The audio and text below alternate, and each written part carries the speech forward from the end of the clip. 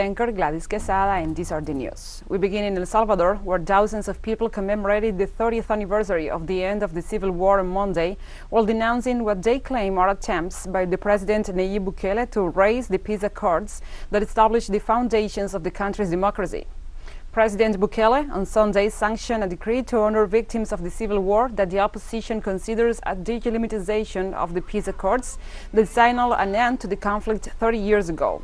The decree approves the move to commemorate the National Day of the Victims of the Armed Conflict on January 16th, after the ruling party, which holds a majority in the Legislative Assembly, repealed a decree that established the date as the National Day of Peace. Lawmakers argued that the peace accords represented the signing of a pact by a small circle of power, which for years has been a symbol of injustice and social exclusion.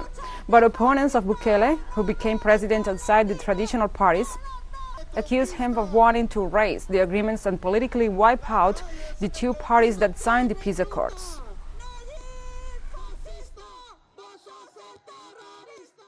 History cannot be erased with a decree this January 16th. We celebrate the signing of the peace accords that put an end to the 12-year-long armed conflict in a fratricidal war in which Salvadorans killed Salvadorans. There was blood and there was loss of human lives, of families. That is why we see this square crowded, because people do not want to forget their history. A people that forget its history is forced to repeat it. And that is what we do not want. We do not want the police, the army and other institutions to be manipulated to persecute the opponents of the regime.